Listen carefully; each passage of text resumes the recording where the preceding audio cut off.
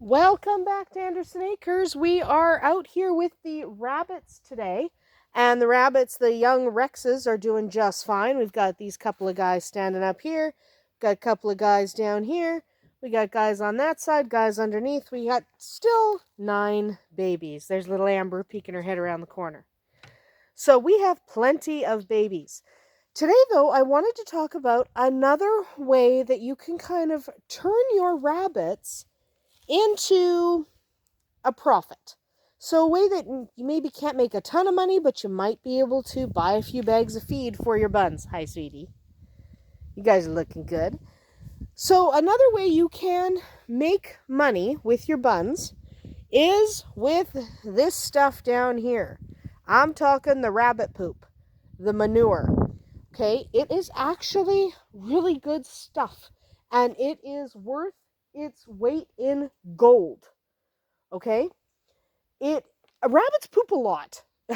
New rabbit people are sometimes shocked by how much these little guys can poop, and they can poop a ton.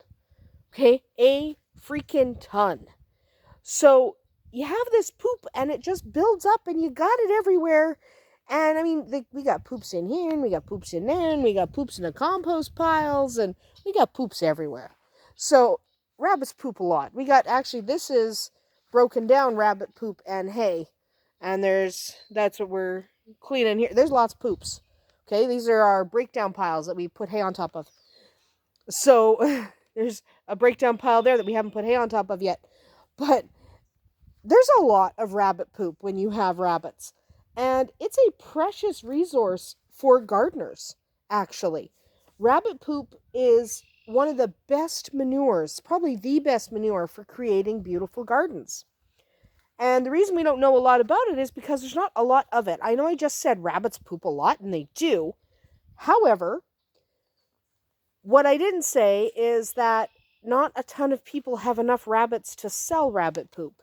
Therefore, because you don't have enough people to sell the rabbit manure, what you end up with is it's not really available commercially in a lot of areas. In some areas it is. Okay, in our area it's definitely not available commercially. So there is a gap there that you can fill if you're willing to package and sell your rabbit manure. So why is it so good? First of all, it's plentiful if you have rabbits because they poop all the time. It might not be plentiful in your area because a lot of times garden centers don't sell it, but it's really good stuff. It's plentiful and it breaks down really fast. So you can break down rabbit poop in about 30 days if you put it in a container and you turn it once a week. It'll break down really fast and turn into this luxurious mud. Let me just show you what's underneath here that I use for my gardens.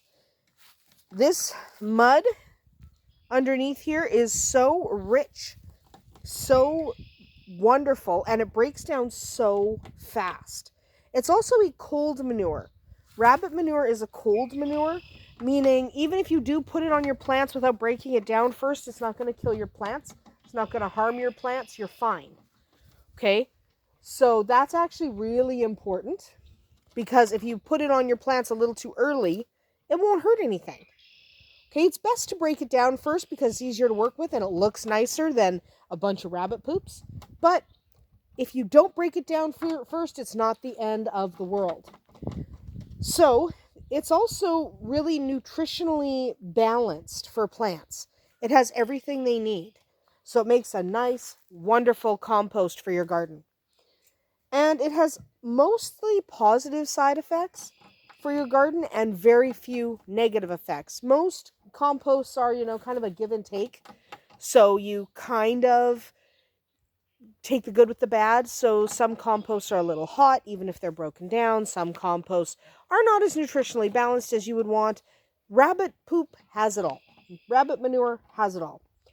So I don't sell rabbit manure anymore. I used to, because I used to not garden. But then I started gardening. So now I keep all of my rabbit manure for myself. That's what these breakdown piles are. And that's what that pile is going to be, a breakdown pile. It's obviously fairly new because it's fairly small. And we have our compost piles over there where Tequila is taking a look at what's in the compost piles, which is never a good thing, Keela. Stay out of the compost. But yeah, stay out of the compost, baby. So we've also got breakdown piles over there because I have more than a few rabbits. I've got enough rabbits that we have quite a bit of compost from them, and I need it all. So I don't sell it anymore, but I used to. So if you do want to sell it, you want to break it down first. Okay, you making a hole, bud? Yeah, you're making a hole. That's why you have wire on the edges. So if you do want to sell it, you want to break it down first. You don't want to sell it as pellets. You want to break it down and sell it as true compost. So to break it down, you want to put it in separate areas. So I use breakdown piles because I'm not selling, I'm just using it for myself. However, if you are going to sell it, you might want to use some kind of containers, and you might want more than one so you can fill up each container and break it down as you go. Now, there are a lot of different options that you can use for containers. You can just use raised planters, is just fine. But what I used to use is kiddie pools. So we got a kiddie pool over here. There's just water in it. Not a lot of water. It's mostly for tequila to play. So I used to use kiddie pools, though, to break down for selling. That because it kept it kind of cleaner. It kept things out that I didn't want in there. And it just kind of gave me containers. So you can use things like kiddie pools. You can use things like plastic tubs. It totally depends. I wouldn't use anything metal. Like I wouldn't use the metal trash cans because they can rust. And that gets really annoying when the bottom of your container rusts out. It's really irritating. So I tended to use plastic, but you don't have to. You can use wood. You can use tequila's rolling in the mud.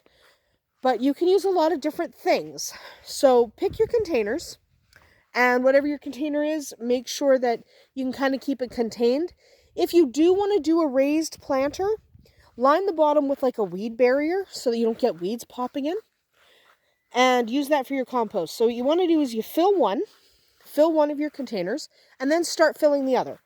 Once the one is filled, what you want to do is you want to turn your compost once a week. So I don't even turn it until the container's full, because what's the point? I'm not going to sit there and add more to something that's currently breaking down. Once it's full and you're not adding any more to that particular container, you get a pitchfork and you just turn the whole thing once a week. In about 30 days, maybe 45, depending on your climate and the heat involved. Warmer temperatures will break down faster. But it should be broken down in under 2 months. Okay, it'll be like soil. It'll all have broken down into soil. And once it's broken down, you can package it up for sale. I used to use clean burlap sacks because I liked kind of a professional look. But I know people who just use old feed sacks. So a friend of mine who still sells her rabbit manure because she doesn't like gardening. I used to not like gardening either. But she doesn't like gardening. So what she does is she literally uses her feed sacks. So we have these feed sacks. You know, that's rabbit food. That's an empty one. And we use these as weed barriers and as insulation in our coops and stuff. And there's a cat. So we use them for that, but she uses them to sell compost. So she just takes her rabbit food bags and then fills them with compost and sells them that way, which is fine. It's fine. It's not a big deal. You can absolutely do that. Horse and goat laying down. There's Tequila. Hi, Keela. So you can absolutely do that. I like to clean burlap sacks, but however you package it is up to you. You do want to package it nicely so it's not falling out. People don't want to buy compost that is falling out and put it in the back seat. So however you do it, make sure it's packaged so it's not falling out. You can even package it in totes if you want. If you have totes, whatever you have, you can absolutely use that. We're just going to come over here and visit everybody. Because they're playing, and they're always cute when they're playing. So however you package it, however you choose to package it, just make sure that it is packaged in a way that it won't leak out of the bags or the containers. So it doesn't make a mess in people's car, because people won't want to come back and buy it if you have made a mess in their car. Okay? So make sure you have packaged them up nicely. How much do you sell them for? That depends on your area. It depends a lot on your area, because how much is compost selling for anyway? Go to your local garden center and look. So they sell compost. It's probably not rabbit. Maybe you live in an area where it is rabbit, but usually it's not rabbit. It's typically like cow or sheep, something like that. But take a look at how much they're charging for that compost. You can charge at least that much for the same volume. Compost is typically sold by volume. Having a good time, Arwen? But compost is typically sold by volume, not weight. So if you're selling by volume and it's packaged by volume in your local garden center, you can probably sell for about the same price they're selling because your stuff's better. Actually, rabbit manure is fantastic. So you can probably sell for whatever your local garden centers sell. I can't tell you how much that is because it really varies by location. Okay, it absolutely varies by location. Hey, buddy. Resting? Yeah, why would we get up? Why would we be crazy? We're just going to lay around.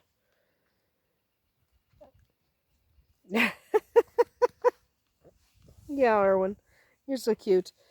So selling price will really depend on exactly where you are because prices vary very much.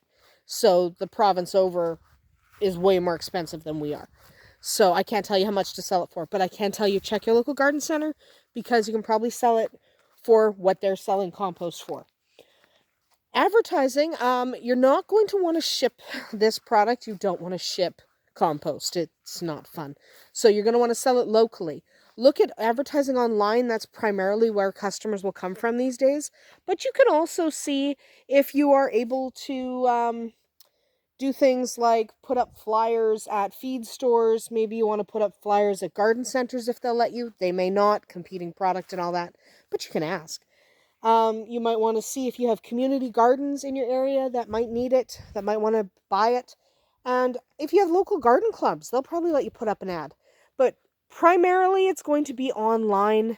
That's typically these days how things are sold.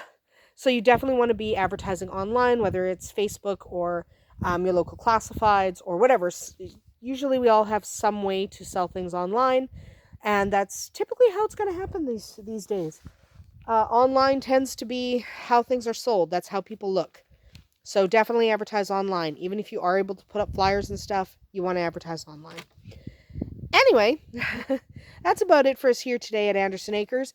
If you do have excess compost, don't just waste it. You might want to consider selling it. Rabbit manure makes excellent, excellent compost for gardens. That's about it for us here today. We'll see you tomorrow.